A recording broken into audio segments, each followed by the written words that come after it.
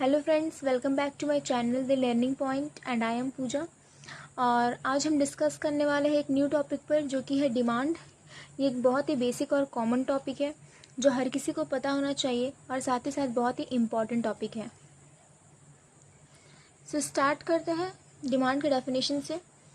So demand for a commodity refers to the quantity of a commodity which a consumer is willing to buy at different prices in a given period of time.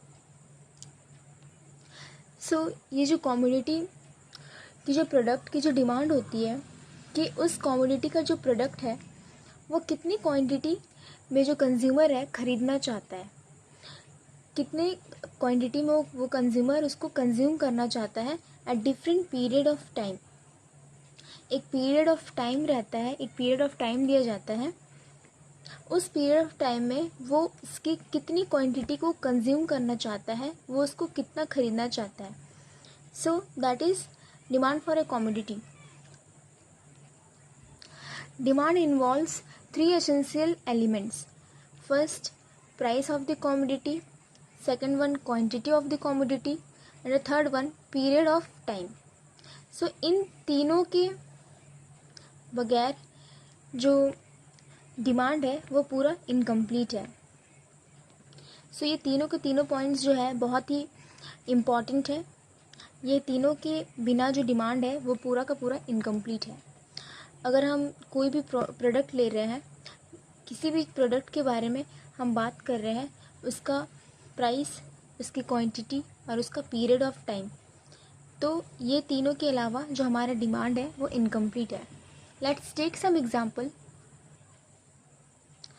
20 rupees per liter, a household's demand for milk is 2 liter today because it contains all the 3 essential elements। मतलब जैसे कि यहाँ पर 20 rupees जो है वो उसका price है, डिमांड फॉर मिल्क 2 लीटर जो है वो उसका क्वांटिटी है एंड टुडे जो है वो उसका पीरियड ऑफ टाइम है।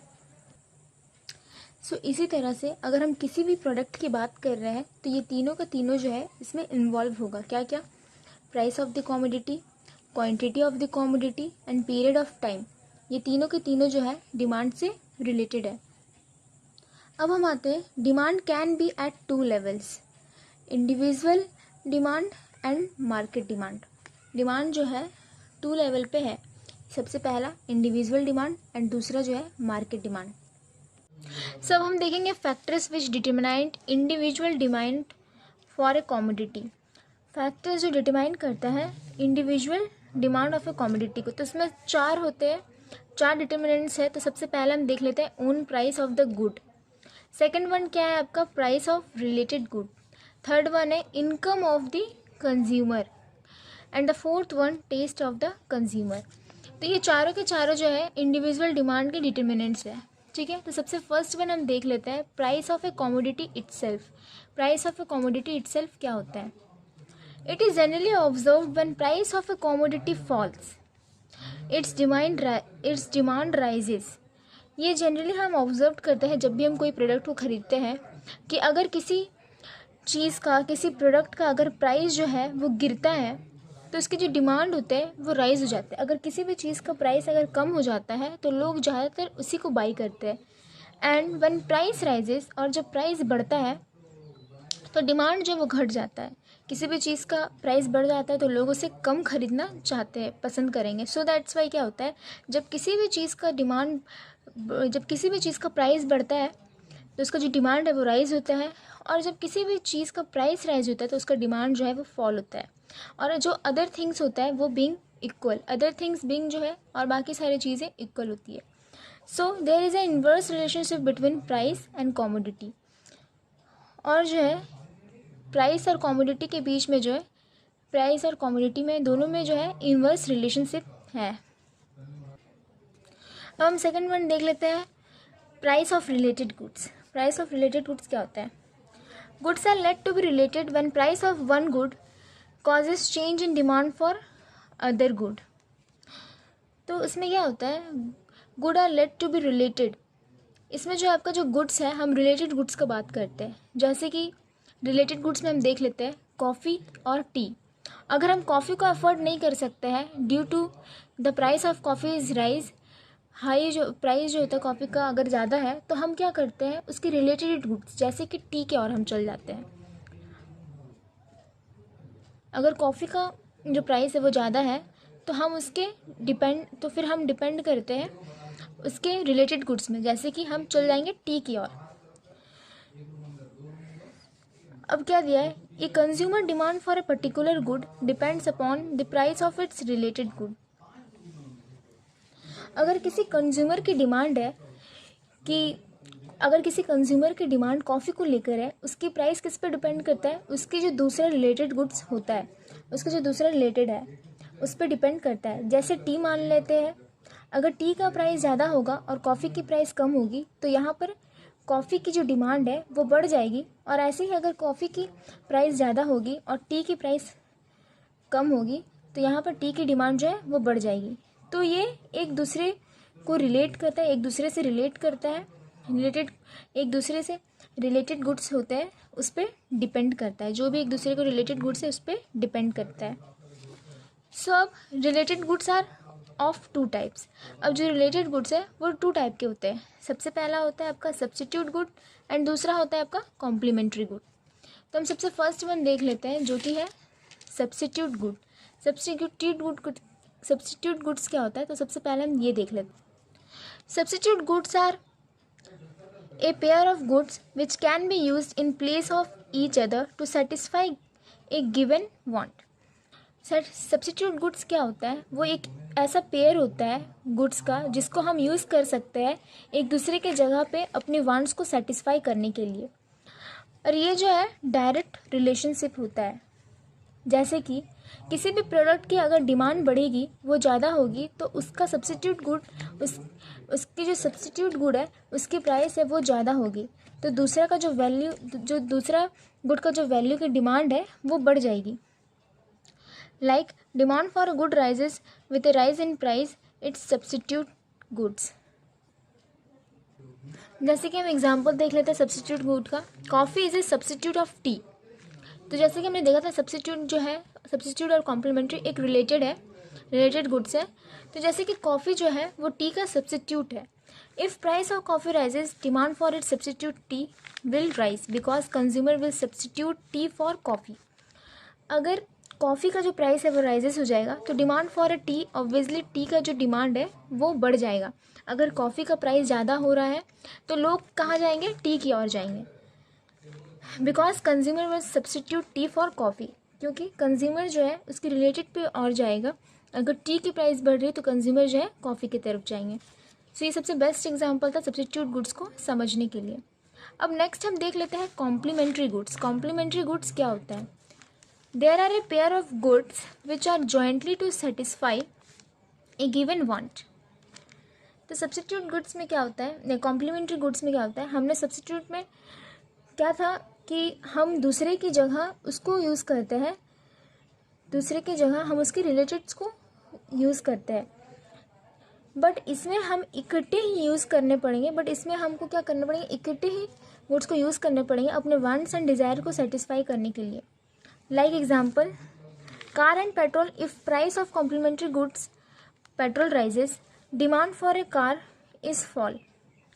जैसे कि हम यहाँ पर एक एग्जांपल लेते हैं, कार और पेट्रोल। अगर प्राइस ऑफ कॉम्प्लीमेंट्री गुड, अगर पेट्रोल का यहाँ पर जो है दाम बढ़ता है तो demand for a car fall हो जाएगा। जैसे कि हमने सब्स्टिट्यूट में क्या देखा था, यहाँ पर टी और कॉफ़ी होता था कि अगर इंसान को टी का दाम बढ़ गया है तो इंसान कॉफ़ी की ओर जाते थे उसके रिलेटेड में। बट कॉम्प्लीमेंट्री में क्या होगा, अगर पेट्रोल का दाम यहाँ पर बढ़ जा रहा है तो कार का जो डिमांड है वो राइज ना होकर फॉल हो जाएगा। क्यों, क्योंकि जब पेट्रोल का दाम बढ़ गया है तो इंसान कार को अफोर्ड नहीं कर पाएगा। So that's why demand for a car will fall. If price of one good falls, demand for the other good rise. अगर कोई एक गुड का प्राइस बढ़ता है तो demand for the other good का जो है वो राइज हो जाता है। सो इसमें क्या होता है, इन्वर्स रिलेशनशिप होता है। जैसे कि हमने सब्स्टिट्यूट में देखा था कि डायरेक्ट रिलेशनशिप होता है, बट इसमें जो है इन्वर्स रिलेशनशिप होता है। अब हम थर्ड देख लेते हैं, income of the consumer. If income of a consumer goes up अगर कंज्यूमर का इनकम बढ़ता है, demand for a normal good like full cream will rise, but for an inferior good like toned milk will fall. On the contrary, with a fall in income, demand for a normal good will fall, but for an inferior good will rise. जब अगर consumer की income ज़्यादा होती है, ऊपर बढ़ते रहती है, तो नॉर्मल गुड्स जो होती है लाइक फुल क्रीम, तो नॉर्मल गुड्स जो होती है उनकी डिमांड बढ़ते रहती है, बट जो इन्फीरियर गुड्स होती है लाइक टोन मिल्क की जो डिमांड है वो कम हो जाएगी। और जैसे ही कंज्यूमर की जो इनकम है वो कम होगी तो नॉर्मल गुड्स की जो डिमांड वो कम होगी और इन्फीरियर गुड्स की डिमांड जो है वो बढ़ जाएगी। तो ये पूरा का पूरा जो है कंज्यूमर की इनकम पे डिपेंड करता है। अगर इनकम ज़्यादा होगी तो नॉर्मल गुड्स की जो डिमांड है वो बढ़ेगी, और अगर इनकम कम होगी तो जो इन्फीरियर गुड्स की डिमांड है वो बढ़ेगी। और जो नॉर्मल गुड्स की जो डिमांड है वो कम हो जाएगी। लास्ट फैक्टर्स में आते हैं जो कि है taste and preference of consumer. A favourable change in taste for a good say salty eatable increases its demand, whereas unfavorable change in taste, say for sweets, decreases its demand at the same price. Similarly, a change in preference also affects demand. तो इसमें क्या है, जैसे कि कोई भी consumer एक normal person है, अगर उसका टेस्ट है कि उसको सॉल्टी चीज़ खानी है, अगर उसको सॉल्टी चीज़ खाना है तो उन चीज़ों की डिमांड जो है वो ज़्यादा होगी, ठीक है। और जैसे अनफेवरेबल चीज़ें हैं लाइक स्वीट्स, उनका डिमांड जो है वो कम हो जाएगा,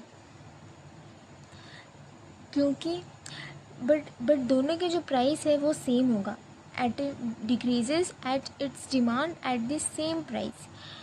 अगर कंज्यूमर को सॉल्टी चीज़ खाना है, अगर कंज्यूमर सॉल्टी चीज़ खाना चाहता है तो क्या होगा कि उसका जो डिमांड है वो इंक्रीज़ होगा, सॉल्टी चीज़ का डिमांड इंक्रीज़ होगा। Whereas unfavourable change in taste, अगर उसको स्वीट्स नहीं खाना तो उसका डिमांड जो है वो डिक्रीज़ होगा, बट दोनों को जो आपका जो प्राइस होगा वो दोनों का प्राइस सेम होगा।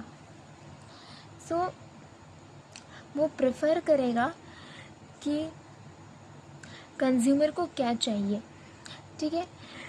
आपका जो प्राइस है वो सेम होगा, लेकिन इसमें सिर्फ टेस्ट मैटर करता है, इसमें टेस्ट मैटर करेगा। अगर उसको सॉल्टी चीज़ें खानी होगी तो वो वही प्रेफर करेगा, अगर उसको स्वीट्स खानी होगी तो वो स्वीट्स के लिए प्रेफर करेगा। लेकिन जो प्राइस है इसमें, वो जो प्राइस है वो दोनों का सेम रहेगा, दोनों कॉमोडिटी की जो प्राइस यहाँ पर सेम रहेगा। ये कंज्यूमर के टेस्ट पर डिपेंड करता है कि उसको क्या चाहिए। And at the last, similarly change in preference also affects in demand. So क्या होता है, इस वजह से जो वो प्रेफरेंस जो होता है बहुत ही ज़्यादा इफेक्ट करती है डिमांड पे। हम एट द लास्ट देखेंगे डिमांड फंक्शन। डिमांड फंक्शन क्या होता है? It explains the relationship between the demand for a commodity and factors determining demand. तो डिमांड फंक्शन जो है वो रिलेशनशिप को एक्सप्लेन करता है, किसका demand for a commodity and the factors determining demand, जो कि चारों फैक्टर्स हमने अभी इससे पहले पढ़े थे। तो ये जो है डिमांड का इक्वेशन है, dx is equal to F bracket में px P R Y T.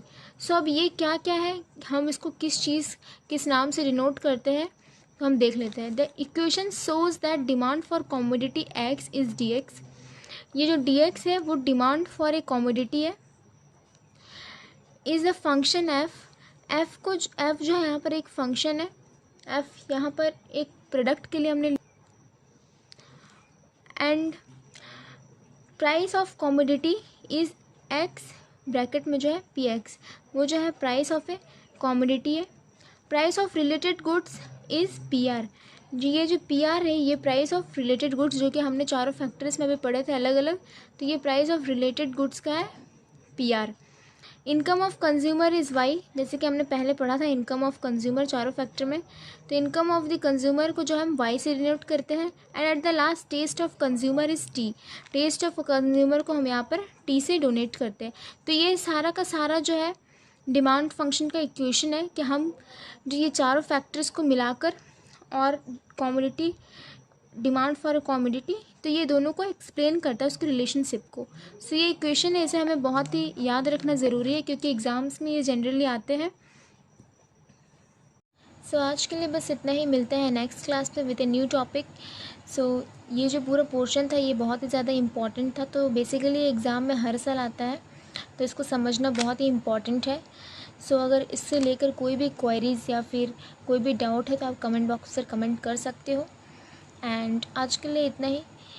अगर वीडियो यूज़फुल लगा so please like the video, share it and subscribe the channel and press the bell icon to get every notifications. Thanks for watching.